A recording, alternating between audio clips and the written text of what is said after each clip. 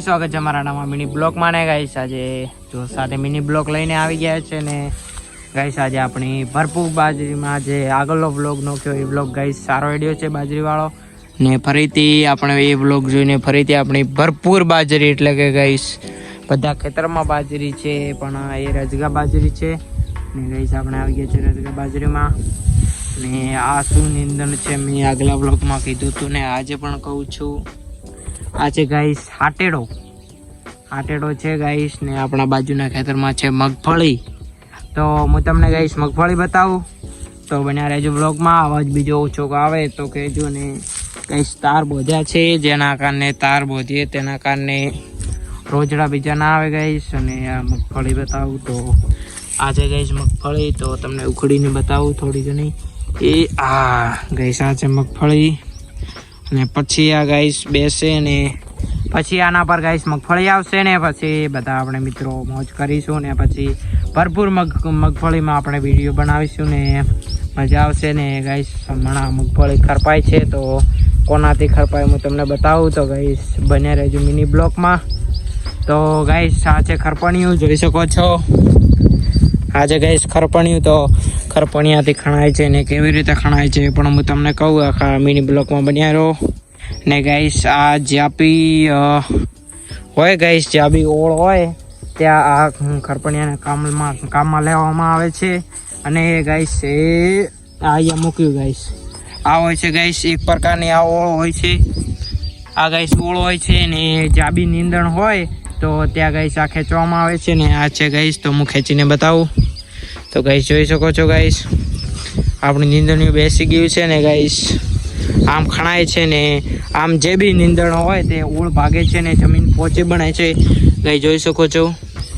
તો ગાઈસ જમીન પોચી બનીને મસ્ત થાય છે ને આ છે હળ ગાઈસ. આપણે અડધી ગાઈસ ઘણા બધા અડધી જ ખરપે છે ને બળદથી ખરપે છે ને ગાઈસ અમારે તો મિની ફુવારા છે તો તમને આગલા વ્લોગમાં ખબર જ હશે ને ઘણા જણા આળથી જ ખરપે છે અને આળા 2-3 પ્રકારના હોય છે ગાઈસ. એક પ્રકારનું હતું પણ એ તો મેં ઘરે લઈને ગયા પાછે એટલે ખેતરમાં નથી ને તમને બતાવો છે. અને ગાઈસ આ એટલું ખરપાનું રહ્યું છે ગાઈસ એટલું અને પેલું ખરપ્યું છે ગાઈસ એ ગાઈસ ખરપી રહ્યા છે એ 2-3 દિવસથી ખરપે છે ને બાજરી તો કઈ જરૂર નથી હોતી પણ મગફળા ગાઈસ નાના હોય છે એટલે ખરપવા પડે છે ગાઈસ. અને આપણે અહીંયા કૂદીને આપણા ભાગમાં જઈએ તો ચલો ગાઈસ લીમડો જોવાના ગાઈસ મજા આવે. લીમડાની વરસાદ ને આપણી બાજરીમાં તો આવું કર્યું નહોતું કારણ કે રજગા બાજરી છે એટલે નીંદણવાની જરૂર નથી અને ગાઈસ આને ડોઢર નહીં આવે કારણ કે રજગા બાજરી છે એટલા માટે ને ગાઈસ ભરપૂર છે.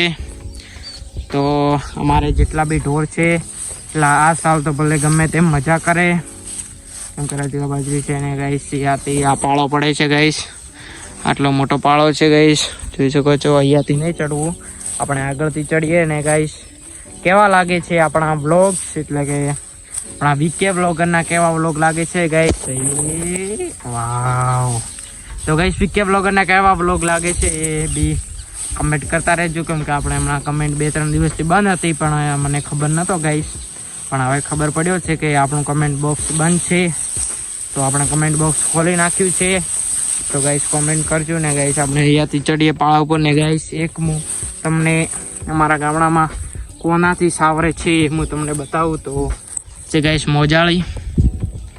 આ ગાઈસ આ મોજાળીથી સાવરે છે જોઈ શકો છો ગાઈસ. મોજાળી વાવી છે ને મોજાળી બળી નથી હમણાં વરસાદ આવ્યો તેના કારણે લીલી છે નહીતર તો ગાઈસ બળી ગઈ હતી ને ગાઈસ આજનો વ્લોગ આટલો જ છે ગાઈસ જોઈ શકો છો. બહારનો વ્યૂ મસ્ત છે ને આજે તો વરસાદ જેવું છે પણ કઈ ગાઈસ 2-3 વ્લોગમાં બોલ્યું કે વરસાદ આવે પણ ગાઈસ હજુ તક આવ્યો નથી.